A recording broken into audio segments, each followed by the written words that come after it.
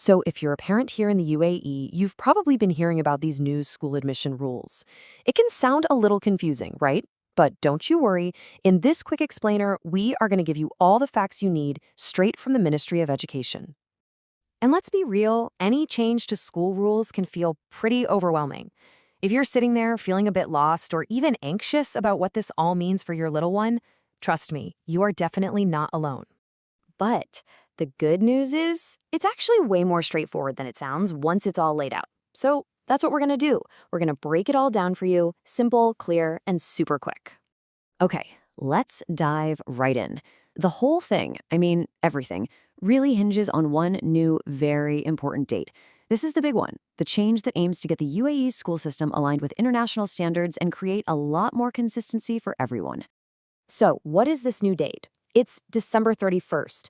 Starting with the 2026-2027 school year, your child's year group will be decided purely by their age on that date. It's a huge shift, you know. It's no longer about what a parent prefers, it's strictly about their date of birth. Right, this is the fork in the road. This is the single most important question you need to answer. Is your child part of the continuing cohort or the new cohort? Figuring this out is the key to unlocking everything else. And this slide lays it out perfectly. If your child is already in school, we're talking FS1, FS2, or Year 1, during the 2025-2026 academic year, they're in the continuing cohort. For them, nothing really changes. They just move up to the next grade as usual. But if your child isn't enrolled yet, or maybe they're in a nursery class below FS1, they're part of the new cohort, and that's where all the new rules apply directly. So for everyone in that new cohort, placement is actually super simple. Just find your child's birth year on this chart. If they were born anytime in 2023, they'll be in FS1. Born in 2022, they're going into FS2. And if they were born in 2021, they'll be placed in Year 1. See? It's a really straightforward calendar year system. Now, with any big change like this, there are always a few unique situations. So the ministry has created a very specific, one-time-only exception to help a small group of kids during this transition period. Let's just walk through this like a checklist, okay? This exception is only for children born between September 1st and December 31st, 2021. If your child fits that date range and meets all the other criteria you see here, they might be eligible for a place in either FS2 or Year 1.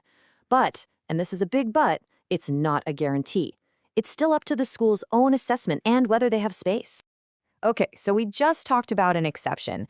Now let's talk about a rule that has absolutely no exceptions. This next point from the Ministry of Education is a hard line, and it's really important to understand.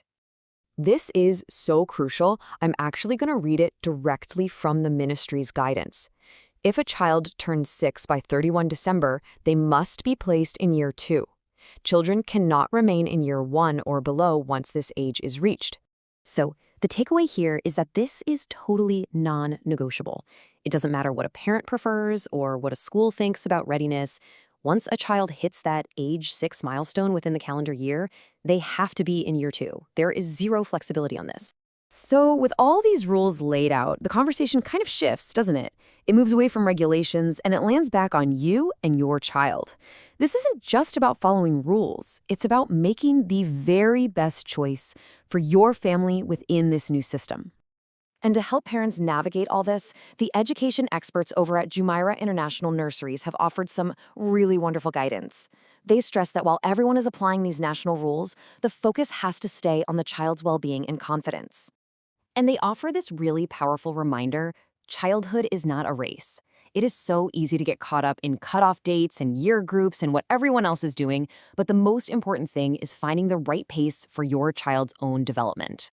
So think about it. If these new rules mean your child would be one of the youngest in their class, this is where you get to make a choice based on them, not just a calendar date. For some kids, staying in a nursery environment for that extra time can be amazing. You've got smaller groups, familiar routines, and a gentler pace that really builds a solid foundation of confidence before they head off to big school. So as you think about all this, that's the real question to ask yourself. The new rules, they give us the structure, but you are the expert on your child. The real decision here is about choosing the path that is going to let them absolutely thrive. So what is the right pace for your child's unique journey?